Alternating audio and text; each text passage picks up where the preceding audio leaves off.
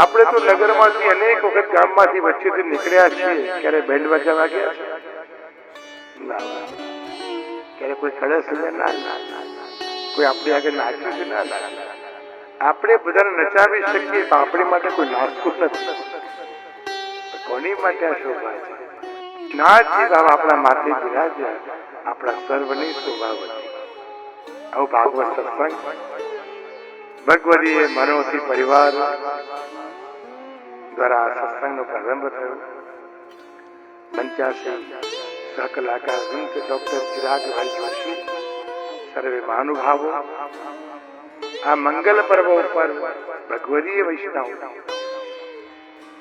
નડિયાદથી વૈષ્ણવ પરિષદના અગ્રગણ્ય એવા ભારતીબેન પટેલ ઉપસ્થિત થયા છે, સંચાલન કરી રહ્યા છે. એમની સાથે સંચાલન કરતા એવા શ્રી કૌશિકભાઈ આજે ઉપસ્થિત છે. શ્રીનાથજી બાબાએ જેમની ઉપર અનંત કૃપા કરી છે એવો મનોજી પરિવાર, સ્વર્ગીય તારાબેન નટવરલાલ ડાયાભાઈ પટેલ પરિવાર, જયરામભાઈ પટેલ, કિશનભાઈ પટેલ, જ્યોતિબેન પટેલ, પ્રીતિબેન જયરામભાઈ પટેલ, માયાબેન કિશનભાઈ પટેલ, હેમાબેન એચ પટેલ, સમગ્ર પટેલ પરિવાર ઉપસ્થિત સર્વે આમંત્રિત મહેમાનો જેમને સ્નેહસભર નિમંત્રણ મળ્યું, દૂર દૂરથી આ બધા આવ્યા છે.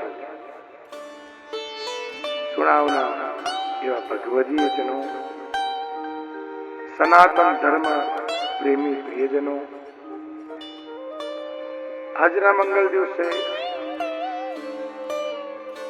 નારગામથી ઉપસ્થિત ભગવદીય શ્રી કુંચનબેન પણ આવ્યા છે, જેમના ત્યાં શ્રીનાથજી બાબા ભાગવત સ્વરૂપે પધારવાના છે. એવમ સમગ્ર વૈષ્ણવનું આ પ્રથમ દિવસે શ્રીમદ ભાગવતજીના આ મંગલ ક્રમમાં આપનું સ્વાગત કરું છું કે આપને સર્વને બિરદાવી કે જેને જીવનને સાર્થક કરવાનો અવસર મળે એ જ ભાગવતજીમાં બેસે છે. અને વ્યક્તિનું આમંત્રણ નથી. તમે ક્યારે એવું ના વિચારતા કે મનોથી પરિવાર મારા બહુ ક્લોઝ છે, અંગત છે એટલા એ તો છે, પણ ભાગવતજી મળે કોને? જે શ્રીનાથજી બાબા જેને પોતાના સો ક્લોઝ કરવા માંગે એને ભાગવતજી મળે.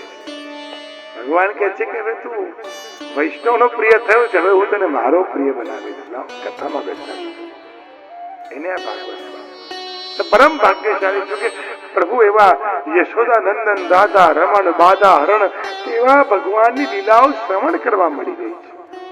પરમ ભાગ્યની વાત છે. અને સપ્તદીય મહોત્સવ 7 દિવસમાં તમને એવું થશે કે ખરેખર હું આખી બદલાઈ ગઈ. કોઈ રૂપ રંગ ને વાળ ને કલરો બદલાવાના નથી, પણ તમારા સ્વભાવમાં પરિવર્તન થાય છે. શ્રીનાથજી બાબા જેમ જેમ તમારી અંદર કર્ણ દ્વારા પ્રવેશ કરે છે ને એમ તમારામાં પરિવર્તન લાવે છે. મનુષ્ય જીવનમાં સૌથી વિકસિત ઇન્દ્રિય એટલે કર્ણ, કાન. કાન બહુ વિકાસશીલ છે. તમારાથી બહુ દૂર બે વ્યક્તિ ઉભા હોય ને, બહુ જ દૂર ઉભા છે, પણ કાન કેવો ચતુર છે, એને ખબર પડી છે કે મારાથી દૂર બે વ્યક્તિ ઉભા રહીને મારા વખાણ કરે છે કે મારી માટે કઈ બોલે છે, એ દૂરથી તમારા કાન સમજી જાય છે. અને કાનનો સ્વભાવ છે પોતાના શબ્દોને કેચઅપ કરી લે. એકાદશ ઇન્દ્રિયો આ કથા શ્રવણ કરવા માટે કર્ણ પાસે ગઈ છે, કાન પાસે પહોંચી. આ સુણાવ ગામ અનેક ભક્તો અહીંયા વસે છે, અનેક વૈષ્ણવ છે. ઠાકોરજીનું એવું સુંદર મજાનું અહીંયા મંદિર પણ છે, પુષ્ટિ માર્ગે હવેલી પણ છે. ધર્મ પ્રેમી, સનાતન ધર્મ પ્રેમી બધા ભક્તો અહીંયા નિવાસ કરે છે. એવું સરસ ગામ છે સુણાવ. અને મારું પણ સૌભાગ્ય છે કે આ સુણાવ ગામમાં બીજી વખત આપણી સામે બેસીને શ્રીમદ ભાગવતનો સત્સંગ કથા કરી રહી. પૂર્વમાં જયારે આવ્યા હતા ત્યારે પણ ખૂબ આનંદ આવ્યો હતો. આ બધાએ એટલો બધો પ્રેમ આપ્યો જ્યારે અલકાબેન આવ્યા અને મને કહ્યું કે મારા શ્રી અમારા ભગવતી વૈષ્ણવ લંડનમાં રહે છે, જયરામભાઈ, કિશનભાઈ, જ્યોતિબેન, હેમાબેન ને બધાની ઈચ્છા છે આખા પરિવારની કે સુણાવ ગામમાં જ ભાગવત સત્સંગ થાય. સુણાવમાં જ કરવો છે કે હા. મેં તરત એમને કહ્યું કે તારીખો આપણે જોઈએ, અનુકૂળતા જરૂર કરશું કે સુણાવ ગામમાં તો બધા ઠાકોરજીના બહુ ભક્તો રહે છે, એને પહેલા પણ કથા સાંભળી છે. આવા વૈષ્ણવની મધ્યમાં આવીને આ સત્સંગ કરવાનો, ભાગવતજી કરવાનો અવસર એવી સૌભાગ્ય થાય કે ભાગવતનું શ્રવણ કરવું જ ભાગ્યની વાત છે. જન્માંતરે ભવેત પુણ્યમ તથા ભાગવત લભેત. અનેક જન્મોના પુણ્યો એટલે કહેવાય, શાસ્ત્ર કહે છે કે 3 પુણ્યો ભેગા થાય તો તમારા ઘરે ભાગવત સપ્તાહ થાય. પહેલું પૂર્વજોનું પુણ્ય, કે તમારા પિતાના, તમારા દાદાના પૂર્વજોને એવા સંચિત પુણ્યો પડ્યા છે જે તમારા ભાગ્યમાં આવ્યા. બીજું પુણ્ય પિતાનું પુણ્ય, કે પિતા એવા સરસ કર્મ કરી ગયા કે તમારા ઘરે ભાગવતજી પધારી. અને ત્રીજું પોતાનું પુણ્ય. આ 3 પુણ્ય ભેગા થાય, જન્માંતરે ભવેત પુણ્યમ, અનેક પુણ્યો ભેગા થયા હોય ત્યારે ભાગવતજી ઘરે પધારે છે. ભાગ્યશાળી છો કે શ્રીનાથજી બાબા સ્વયં વાણી સ્વરૂપે તમારા ઘરે પધારે છે, લેખાયા રૂપ, અને તમને મળવાના છે. એટલે તો કથાઓમાં કહેવાય ને કે આંખો બંધ થઈ શકે પણ કાન બંધ થતા નથી. કેમ? પ્રભુ કહે છે મારે કાન દ્વારા તારા હૃદય સુધી પહોંચવું છે. હું તો હંમેશા કહું છું, પહેલા સુણાવમાં કહી ગયો તો ભૂલી ગયા છો બધા કે કથામાં બેસવું સૌભાગ્ય છે, કથામાં ઊંઘી જવું પણ સૌભાગ્ય છે. કથામાં બગાસતો આવે તો ભાગ્ય માનો, કથામાં હસતો આવે તો ભાગ્ય માનો. અહીંયા બેસીને જે પણ કાર્ય કરો તમે સૌભાગ્યશાળી છો, કારણ કે તમે શ્રીનાથજી બાબાની સામે બેઠા છો. ભગવતા પ્રોક્તમ ભાગવત, આ ભાગવતજીને ભગવાન શ્રીનાથજી સ્વયં બોલી રહ્યા છે. અને મંદિરે જઈએ છે કે નહીં? અને મંદિરે તમે શું અનુભવ કરો ખબર છે? જે દર્શન કરવા આવે બધા બોલતા હોય પણ સાંભળનાર ખાલી એક જ હોય મંદિરમાં, એ છે ભગવાન પોતે. બધાનું સાંભળે અને કોઈને નિરાશ ના કરે. જે પણ ભક્ત જે માંગણી સાથે આવે ને પ્રભુ કે ચોક્કસ સમય આવે પૂરી કરી દે. કે પ્રભુ પાસે 3 પ્રકારના જવાબ તૈયાર છે. કે તે જે માંગ્યું છે તરત મળશે. તમે જે માંગ્યું છે એ ઉતાવળે માંગ્યું છે, એટલે ભગવાન કે ધીરજ રાખ, આપીશ જરૂર, સમય આવે. 16 વર્ષની કન્યાના લગ્ન કરવાની વાત કરી, ભગવાન કે ઉતાવળ ના કર, 20 ની થઈ જવા દે. પ્રભુ સમય માંગે, સમય આવે તમારી ઈચ્છા પૂરી કરે. અને ત્રીજું, આપણે માંગણી બહુ નાની કરી હોય તો પ્રભુ કહે છે અરે મારે તને વધારે આપવું છે, તું બહુ નાનું ઓછું માંગવા આવ્યો છે, ધીરજ રાખ, હું તને તું જે માગે છે ને એના કરતા સારું આપીશ. પ્રભુ એનાથી ઉત્તમ આપે. પ્રભુ બધાની વાત મંદિરમાં બેસીને સિંહાસને બિરાજે અને દરેક ભક્તિની વાત પ્રભુ સાંભળે. જયારે ભગવાનને બોલવું હોય ત્યારે શું કરવાનું?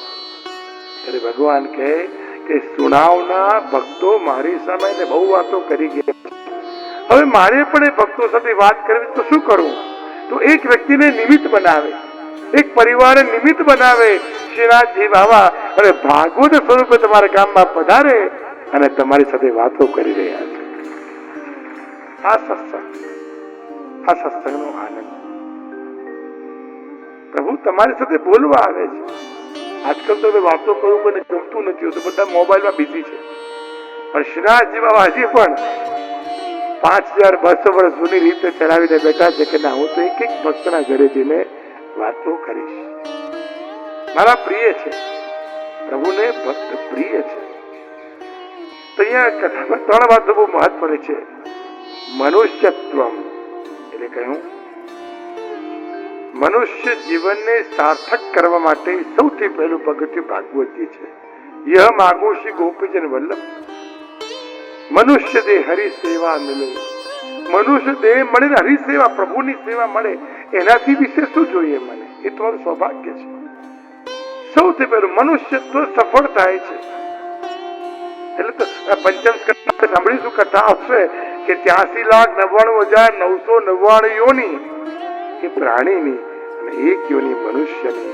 કહ્યું એક તને મનુષ્ય જન્મ મળ્યો છે એની સાર્થક કર. કેમ કરીને મનુષ્ય જીવનને સાર્થક કરીએ, કેમ કરીને જીવી લઈએ. પોતાના ઉદ્ધારનો, પોતાના કલ્યાણનો જયારે વ્યક્તિ વિચાર કરે છે ને, ત્યારે ભાગવતજીમાં બેસે છે. આ ભાગવતજી કોને પડે? ગામમાં તો અનેક લોકો છે, તમે જ કેમ બેઠા છો? તમને પોતાના આત્મકલ્યાણનો વિચાર આવ્યો તો થયું કે લાવ ભાગવતજીમાં જઈને બેસો, મનુષ્ય જીવનને સાર્થક કરો. દુર્લભ છે મનુષ્ય જીવન, અને દુર્લભ તમને સુલભ થયું તો એને કેમ પ્રભુ પાસે ના લઈ? મુમુક્ષત્વ, મુમુક્ષ એટલે આત્મકલ્યાણની ભાવના. સંસારમાં તો અનેક અનેક કાર્ય થતા હોય તો વ્યક્તિને સંસારમાં રહીને મનમાં એવો વિચાર ખાલી આવે કે હું આત્મકલ્યાણ તરફ આગળ વધું. એ જ મુમુક્ષત્વ છે. પોતાના કલ્યાણનો વિચાર કરવો, મમતાથી દૂર થઈ જવું. અહમતા મમતા છૂટે છે ને ત્યારે આ જ નેત્રથી કૃષ્ણ દેખાય છે. જેના કે ને સુરદાસજી પાસે નેત્ર ન હતા છતાં પણ પ્રભુની લીલા જોઈ શકતા હતા. એનું કારણ છે મુમુક્ષત્વ દૂર થયું છે. આપણી પાસે નેત્ર છે, દ્રષ્ટિ છે, પણ દ્રષ્ટિકોણ નથી. જીવનમાં ખાલી દ્રષ્ટિ મળી જવાથી બધું મળતું નથી, દ્રષ્ટિકોણ મળવો જોઈએ, ત્યારે બધું મળે છે. એટલે કોઈ બી વ્યક્તિ મંદિરમાં જાય કે કથામાં બેસે તો બધાની દ્રષ્ટિ એક જ વસ્તુ ઉપર ના હોય. કોઈ પોથીજીને જુએ, કોઈ ભગવાનને જુએ, કોઈ વ્યાસપીઠને જુએ, કોઈ પાછળના ચિત્રજીના પીછોઈના દર્શન કરે. દરેક દ્રષ્ટિ અલગ અલગ છે.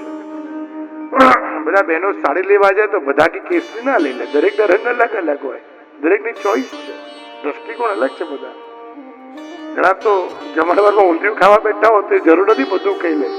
કોઈ બટાકા ખાય, કોઈ વાલોડ ખાય, કોઈ મુઠિયા ખાય, દરેકની ચોઈસ છે. એ દ્રષ્ટિકોણ છે.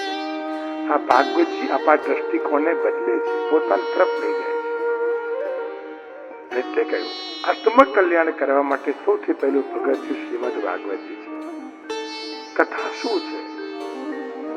કોઈ કે અમે કથા બેસાડી છે, શું? આત્માનું ભોજન છે, દેહનું ભોજન છે, નેત્રનું ભોજન સુંદરતા છે, કાનનું ભોજન મધુર સંગીત છે. એમ આત્માનું ભોજન શું? પ્રભુના ગુણગાન છે.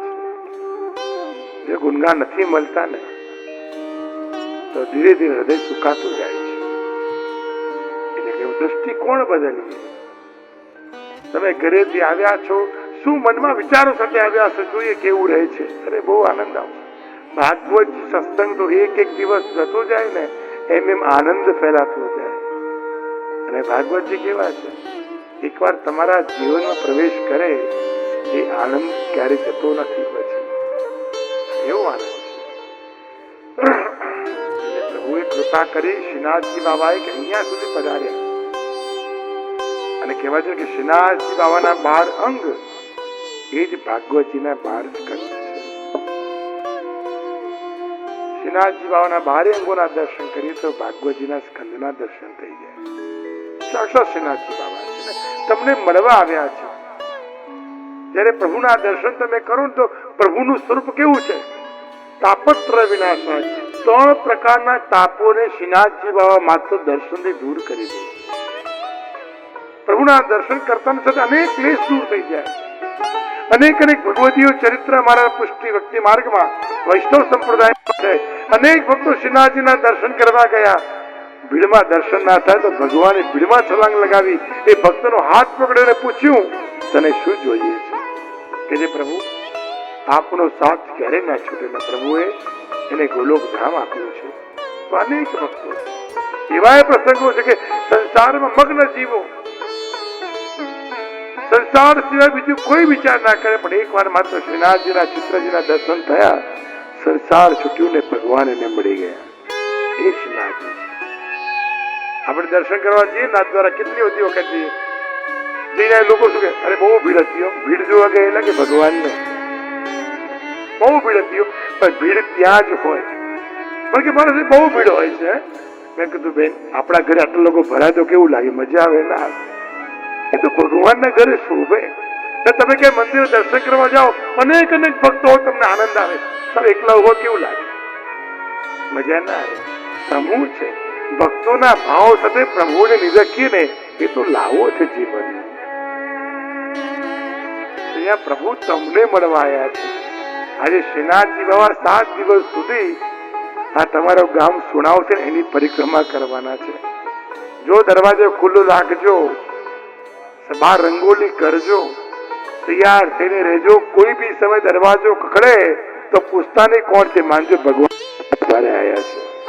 તમે જયારે મળશો તમને તમે કેવી રીતે કથા શ્રવણ કરો છો, પ્રભુ બધું જોઈ રહ્યા છે. મારાથી કોઈ બચી શકે, ભગવાનથી બચી. સીસીટીવી કેમેરાથી કેટલા લોકો બચી ગયા, કુદરતથી બચી શક્યા. એમ પ્રભુ દ્રષ્ટિની કોઈ વસ્તુ નથી.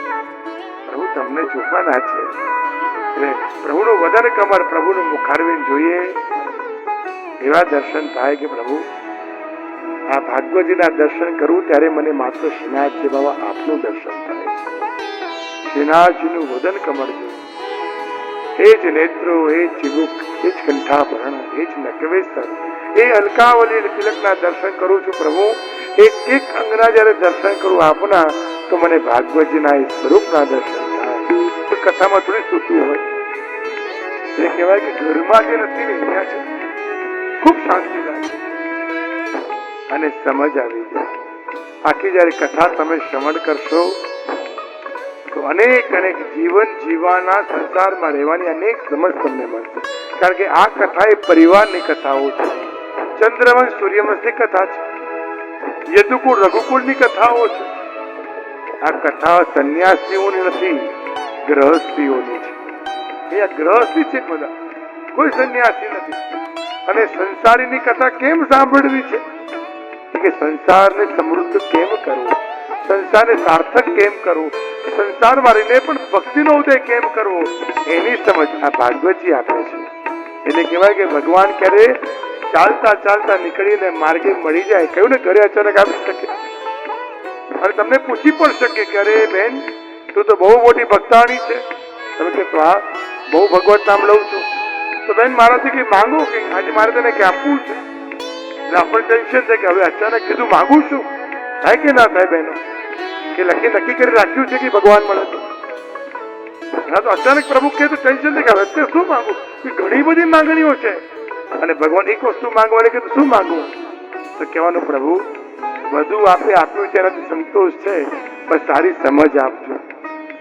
જો સારી સમજ હશે તો વિપરીત સંજોગોમાં પણ હું સુખી થઈ શકીશ.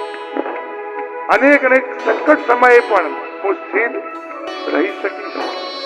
ધૈર્ય મારામાં રહેશે, સહનશીલતા આવશે. કોઈ ગમે તે બોલે ખોટું લાગશે નહીં ને ક્યારે મારા મોઢે કોઈ માટે ખરાબ બોલાશે નહીં.